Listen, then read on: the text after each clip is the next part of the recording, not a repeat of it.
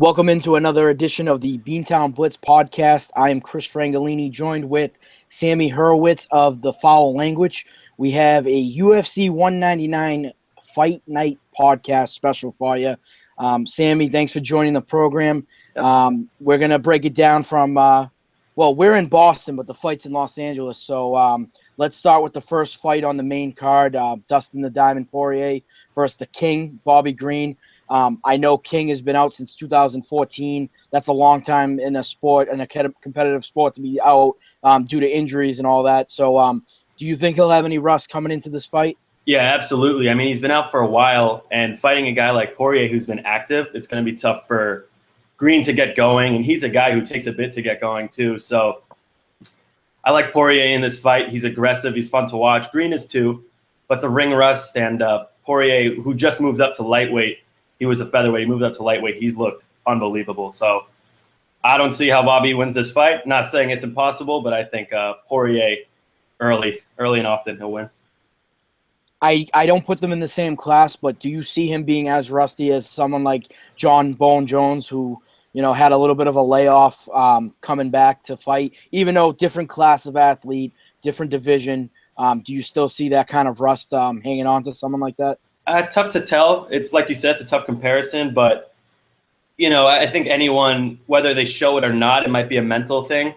I think anyone who's off for 2 years or so, year and a half, they're going to have ring rust, which again is why I think active Poirier is going to be early barrage, and that's how this fight will end. I don't think it's going to be a long fight. The second fight on the main card is my man Dan Henderson, who you have insulted on your thefoullanguage.com website. I know he's up there in age, taking on Hector Lombard. He's a huge underdog. I know he's 45 years old. I know he's lost 3 of his last 4 fights. But tell me why you think Hendo has no shot tonight. Well, let me start by saying I love Dan Henderson, but I've wanted him to retire for a while. I know he's got kids, and he's 45, like you said. He's also got 45 fights. That is a lot of damage to take. And this, interesting, it's his last fight on his UFC contract, and he's 45, like I said. So I think good chance he's going to retire after this, especially if he wins. He's alluded to it a little bit. I'm not saying he's going to retire, but I'm thinking there's a good chance. And a guy like Lombard versus Henderson, first of all, this is going to be a slow fight, slow pace, but an exciting slow fight, meaning that they both have big hands, big right hands in particular, especially Henderson with the H-bomb. So I think this is going to be kind of a dawdling slugfest. It's going to be good. This one's no decision on this one. I can almost guarantee that. This is must watch. Lombard is a little bit small in terms of the height, 4-inch height advantage for Henderson, and he's got the 3-inch reach advantage for Henderson. Do you think that will factor into the fight a little bit? Oh, absolutely. He's smart. He knows how to use that range. He likes to do this thing that in the MMA community, it's called shuffle, H-bomb. So he pause with his jab. He'll do like 1, 2, maybe even 3, sometimes more than that, and then he'll come over the top with a big right hand. He actually did that to Michael Bisping. Forget when that was. It was a few years back, but that's probably his most famous H-bomb. The H-bomb's the right hand. So he expect a lot of that, the shuffle, boom, with the H-bomb. So Lombard knows that. That's the thing with Henderson, is everyone knows that's coming, still can't stop it. So it's going to be interesting to see how the shorter, I wouldn't call him smaller, but he's shorter, Lombard handles it. Plus also without making any, it's Hector Lombard just got he got popped for roids a few times, PEDs. I don't want to call them roids, but PEDs. And he hasn't looked the same, you can say, since then. So I would be lying if I didn't think that was a factor. We also have some featherweight action tonight. Max Holloway versus Ricardo Lamas. What do you expect out of that fight? That's an awesome – to be totally honest, that's a pick-em. That's tough to predict. That's a really tough fight to predict. But Holloway, love watching Holloway. He's 24 years old, just turned 24, I believe. And he has 18 fights. That's a lot for a 24-year-old. And he is so technical. If you're a young guy who wants to start doing martial arts or MMA, any kind of martial art, he's he's a guy you should watch. Like I said, he's technical. And what that means for people who aren't familiar is a lot of the traditional martial artists will knock MMA fighters. They'll say, oh, this guy, he's not a master of anything. He's just a brawler, but he knows a little bit of every martial art. Max Holloway, he does everything how it's supposed to be done. He's his fundamentals are good. I know people who cares about the fundamentals, but he's very, very technical, and that's fun to watch. Lamas is another true mixed martial artist, good wrestler, decent striker. I would give a little bit of an edge to Holloway just because he's such a rising star. He's still a rising star. He's going to be a rising star for a while. But Lamas is no joke. I wouldn't be surprised either way. I think the fight of the night, the champion Dominic Cruz taking on Uriah Faber in the third bout against these guys. Cruz's only loss was to Faber. Mm-hmm. He never officially lost his bantamweight title. It was vacated, I believe, to injuries. He was out for almost 3 years. What do you think in this fight? Well, first of all, Dominic Cruz, that is unbelievable. In a sport like MMA, to be out 3 years, he tore his ACL. He had a few other things too. But that is unbelievable to be able to come back. He beat Takeya Mizugaki, who's not amazing, but that's a solid fighter. And then he beats TJ Dillashaw in Boston, actually, to win back the belt he never really lost. So he's unbelievable. I believe, in my opinion, I think this opinion is shared with a lot of people, he's the best defensive fighter in the UFC. If you watch him fight tonight, his footwork is just like, I can't even, the angles he moves at, he's impossible to hit. And he looked pretty impossible to hit against TJ Dillashaw, which TJ is top 10 strikers in MMA, and he made him look pretty average. So Uriah Faber, huge Uriah Faber fan, but he has to climb Mount Everest tonight. That is a tough task. And I know Faber has never won he's 0-3 in UFC title fights. So this is big for Faber. I don't feel too confident for him. I like both guys. They're both good guys. They don't like each other. That's real hate. They really do not like each other, which is, again, must-watch TV. But I don't see a way Faber wins unless he submits him again, but I doubt it. Most of his victories have been from submission, so I guess that's probably the path of success that he would have to follow if he wanted to come out and win the belt. Like you said, 0-3. Yeah. But now the main event, Luke Rockhold, the champion, Michael Bisping, another, I believe you said it's a first-round TKO on the foul language. I saw your piece for the belt. I know Bisping's only taking this fight on 2 weeks' notice, but do you think he has any shot?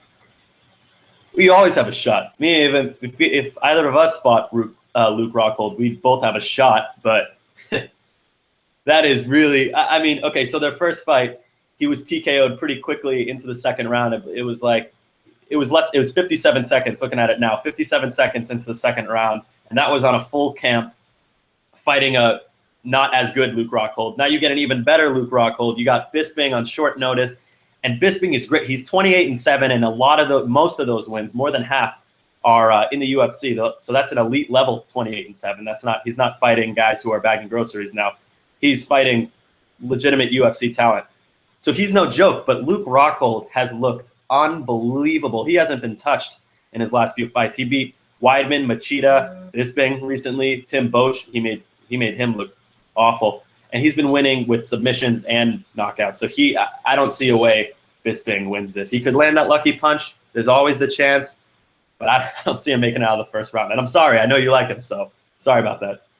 Just to clarify, I know Bisping he's never had a title shot. So do you say that can this hurt his career?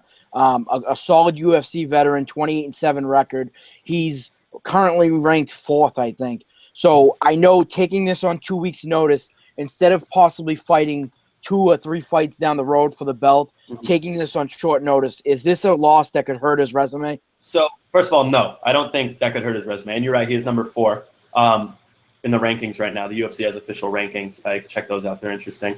But no, I don't think it will hurt his career at all, because the thing is, in MMA, you got to take the opportunities you're presented with. So that's what Bisping did.